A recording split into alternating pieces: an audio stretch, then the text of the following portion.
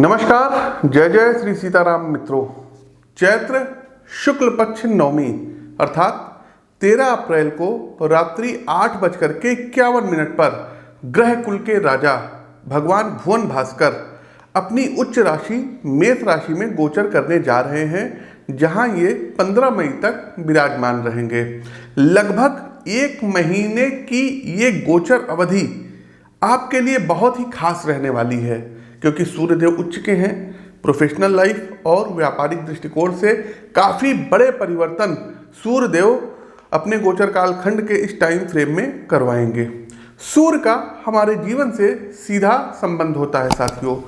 बड़े प्रशासनिक पदों पर बैठे लोग, बिजनेस के बड़े बड़े महारथी और सामाजिक रूप से सशक्त व्यक्ति, बड़े बड़े राजनेता, पॉलिटिशियंस, सूबे के मुख्यमंत्री, देश के प्रधानमंत्री, ये सूर्य से ही संचालित होते हैं।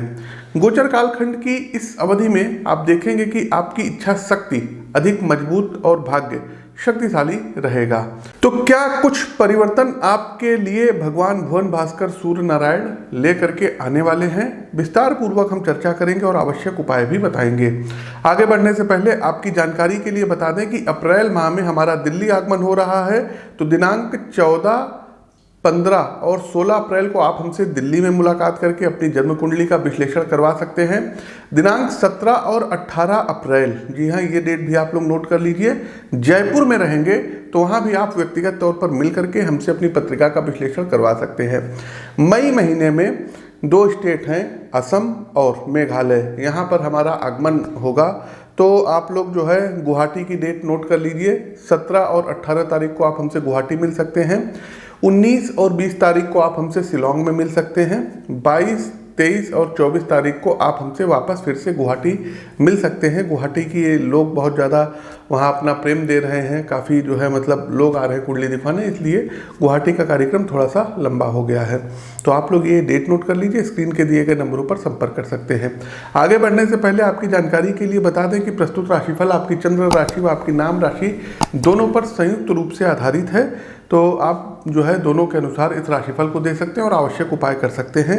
क्योंकि सूर्यदेव देखिए मेष राशि में संचरण कर रहे हैं, उच्च के हो गए हैं, और यहाँ पर भारत देश में जो है इलेक्शंस का जो है इलेक्शन चल रहे हैं, चुनाव चल रहे हैं।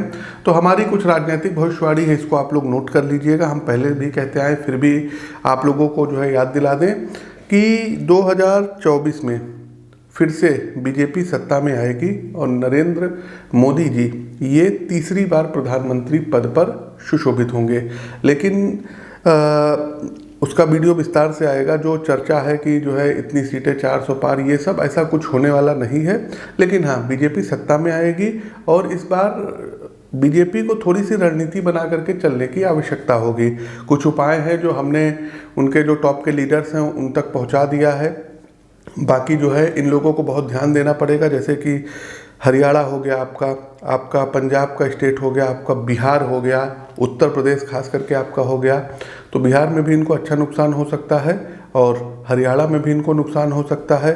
यूपी में भी कुछ सीटें इनकी कम आ सकती हैं। लेकिन ओवरऑल ये है कि ये लोग जो है क्या कहते हैं, दक्षिण में अच्छा परफॉर्मेंस करेंगे, बंगाल में अच्छा परफॉर्मेंस करेंगे। तो इन लोगों की सीटें आएंगी, लेकिन अभी मेहनत करने की ज़रूरत है। और आगे बढ़ते हैं साथियों, हमारी जो भविष्यवाणी थी वो हमने आपको बता दी। अब जानते हैं सूर्य राशि परिवर्तन का सभी 12 राशियों का क्या हाल रहेगा। दूसरी राशि आती है वृषभ राशि। वृषभ राशि के जातकों, सूर्य आपके चौथे भाव के स्वामी और गोचर कालखंड की इस अवधि में 12th हाउस में 12वें भाव में स्थित रहेंगे, जहां इनकी 7वीं दृष्टि आपके 6ठे भाव पर पड़ेगी। तो जो भी प्रिय मित्र मुझे अलग अलग देशों से देख रहे हैं या आप भारत में ही रहते हैं किंतु आप अपने कार्य व्यापार में किसी न किसी रूप से विदेशी कंपनी अथवा फर्म से जुड़े हुए हैं, तो आपके लिए आर्थिक रूप से समय काफ़ी पॉजिटिव रहने वाला है। सरकार की ओर से कुछ नए फाइनेंशियल ईयर में ऐसी स्कीम लाई जाएंगी जिनके माध्यम से आपकी आय में अच्छा खासा इजाफा होगा। इसके अलावा वर्क प्लेस पर भी आपको शासक वर्ग से काफ़ी सहयोग प्राप्त होने की उम्मीद है। देखिए साथियों, मेरा मानना है कि सामाजिक जीवन में शत्रुओं से ज़्यादा मित्रों से सावधान रहना चाहिए, क्योंकि आपके सबसे करीबी लोग आपकी समस्त गुप्त बातों से परिचित होते हैं, जिनका प्रयोग विपरीत स्थितियों में वो आपको नुकसान पहुंचाने के लिए कर सकते हैं। वर्क प्लेस पर कुछ ऐसे अनुभव आपको हो सकते हैं जहां आपके सबसे करीबी आपको नुकसान पहुंचाते नजर आएंगे। इसलिए किसी भी प्रोजेक्ट्स में लोगों पर आवश्यकता से अधिक भरोसा ना करें। जो भी सज्जन व्यवसाय से जुड़े हैं उन्हें इस अवधि में मेहनत ज़्यादा करनी होगी। आप जिस भी सेवा अथवा उत्पाद से जुड़े हैं उसकी आवश्यकता एवं क्वालिटी को लेकर आपको ज़्यादा सजग हो करके ग्राहकों के बीच में जाने की आवश्यकता है। आर्थिक लिहाज से अलग अलग स्रोतों में इन्वेस्ट रकम आपके जो है प्रॉफिट को कई गुना बढ़ाती दिख रही है। देखिए साथियों, पैसा आपके पास आएगा नो डाउट, लेकिन उससे ज़्यादा स्पीड से जाने की भी पूरी संभावना है। इसलिए वक्त रहते अपने धन को किसी सुरक्षित क्षेत्र में फिर से इन्वेस्ट कर दें। पारिवारिक स्तर पे छोटी मोटी कहासुनी हो सकती है और ये सामान्य भी है। जहाँ 4 बर्तन होते हैं वहाँ हल्की फुल्की खटपट होती है। स्वास्थ्य के लिहाज से गर्मी से बचिएगा, अन्यथा तबीयत बिगड़ सकती है। चूँकि मौसम बदल रहा है तो उसके अनुसार ही अपना खान पान रखें, हेल्थी डाइट प्लान करें। तो प्रिय दर्शकों, ये तो था मेष राशि में गोचर करते हुए सूर्य का सभी 12 राशियों का हाल। अब कार्यक्रम का अंतिम पड़ाव आता है रेमेडीज अर्थात उपाय का। तो उपाय के तौर पर साथियों, आदित्य हृदय स्तोत्र, जी हाँ, अगस्त ऋषि द्वारा रचित आदित्य हृदय स्तोत्र भगवान राम को डिलीवर्ड किया गया था और सभी ये जानते हैं कि उसका रिजल्ट्स क्या निकला। लेकिन ये है कि पूरी चैतन्यता से, भक्ति भाव से ये स्तोत्र का पाठ करिए।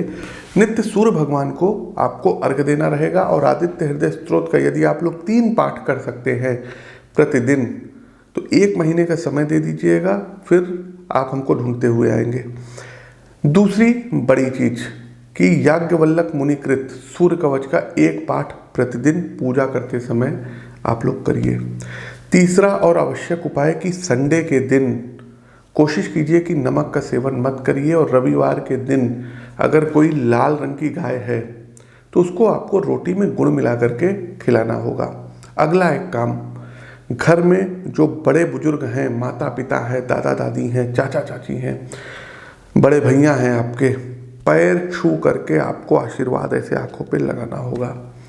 अगला एक काम, स्वस्थ शब्दों का चयन आपको करना होगा। ऐसा मैंने इसलिए कहा है क्योंकि यदि आप स्वस्थ शब्दों का चयन लोगों के लिए करेंगे तो वो भी आपको सम्मान देंगे और सूर्य आपके मजबूत होंगे।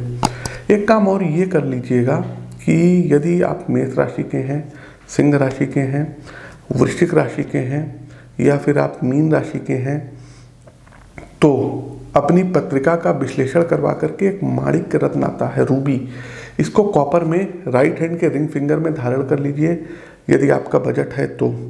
यदि आपका बजट कम है तो एक तांबे का छल्ला बनवा करके आप रिंग फिंगर राइट हैंड में धारण कर सकते हैं।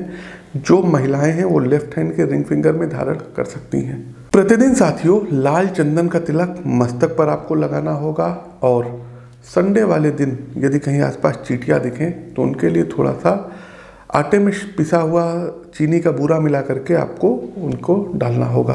तो ये कुछ आप लोग जो है उपाय कर सकते हैं। शेष उपाय आप अपनी पत्रिका का विश्लेषण व्यक्तिगत तौर पर मिल करके करवा सकते हैं। फिर आपको बता दें 14, 15 और 16 तारीख को दिल्ली में रहेंगे अप्रैल को, और 17 और 18 अप्रैल को हम जयपुर में रहेंगे, वहाँ पर आप हमसे मिल सकते हैं। 17, 18 तारीख को आप हमसे गुवाहाटी में मिल सकते हैं और 20 और 21 मई को आप हमसे शिलोंग में मिल सकते हैं अगले महीने, और फिर गुवाहाटी में 24 और 25 मई को आप हमसे मिल सकते हैं। स्क्रीन के दिए गए नंबरों पर अपनी अपनी अपॉइंटमेंट बुक करा लीजिए। तो साथियों अपनी वाणी को विराम देते हुए ज्योतिष के इस मंच से मैं पंडित आशीष वत्स आप सभी प्रबुद्ध साथियों से विदा लेता हूँ। नमस्कार, राम राम।